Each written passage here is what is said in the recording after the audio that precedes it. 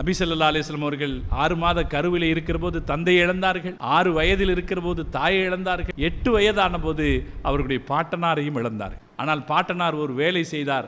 அவர் இறந்து போவதற்கான அறிகுறிகள் அவருக்கு தெரிந்த போதே அவருடைய மகன்களில் அவருக்கு மிகவும் பிரியமான அபூ தாலிபை அழைத்து, இந்த குழந்தையை நீதான் பார்த்துக்கணும் சொல்லி அபூ தாலிபினுடைய கையில் ஒப்படைத்து விட்டு போனார். அபூ தாலிப் பெருமானார் ஸல்லல்லாஹு அலைஹி வஸல்லம் பெரிய தந்தை, நபி ஸல்லல்லாஹு அலைஹி வஸல்லம் தகப்பனாருடைய அண்ணன், பெரிய தந்தை, ரொம்ப ஏழை, பரம ஏழை.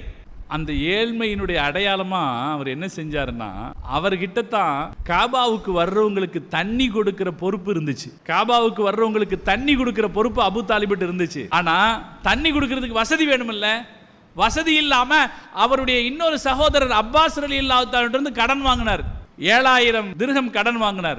வாங்கின தேதிக்குள்ள அந்த கடனை திருப்பி கொடுக்க முடியல. அதனால என்ன பண்ணார்னா, இன்னும் கொஞ்சம் காசு கடன் வாங்கிட்டு அவர்கிட்ட இருந்த தண்ணி கொடுக்கிற பொறுப்பை அவர்கிட்ட கொடுத்துட்டார். இது பெரிய விஷயம், ஒரு பெரிய அந்தஸ்து. தண்ணி கொடுக்கிற பொறுப்புங்கிறது ஒரு பெரிய பதவி. இந்த பதவியை அவரால் காப்பாற்ற முடியல. காரணம் பணம் இல்லை. பணம் இல்லாததுனால தன்னிடம் இருந்த பொறுப்பை அப்பாஸ் ரலியல்லாஹு தன்னுடைய குடும்பத்தில் கொடுத்துட்டார். அந்த ஏழ்மையிலும் தன்னுடைய சகோதரருடைய மகனை அவர் பாதுகாத்தார். ஆனால் அவருக்கு எந்த வசதியும் செய்து கொடுக்க முடியல. அதனாலே ஸல்லல்லாஹு அலைஹி வஸல்லம் அவர்கள் மக்காவிலே அவருடைய சொந்தக்காரர்களுடைய ஆடுகளை மேய்த்து கொண்டிருந்தார்கள். அவருடைய உறவுக்காரங்க, சொந்தக்காரங்க வச்சிருக்கிற ஆடுகளை மேய்த்து கொண்டிருந்தார்கள். நபி ஸல்லல்லாஹு அலைஹி வஸல்லம் அவர்கள் சொல்றாங்க, நான் ஆடுகளை மேய்ச்சிக்கிட்டு இருந்தேன்.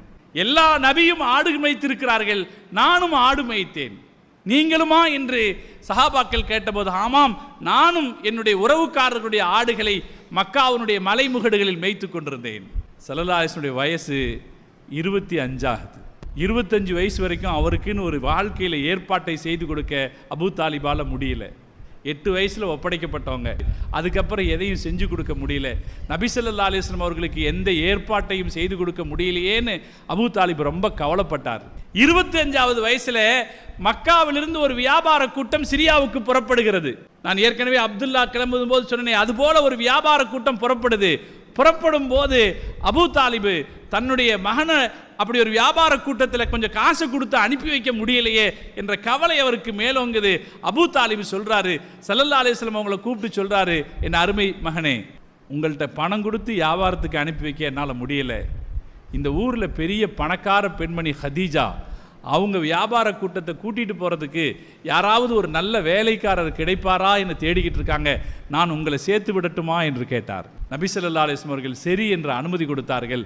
பெருமானார் ஸல்லல்லாஹு அலைஹி வஸல்லம் 25வது வயதில் அபூ தாலிப் அவர்களை ஹதீஜா அம்மா இடத்திலே வேலைக்காரராக சேர்த்து விட்டார்கள்.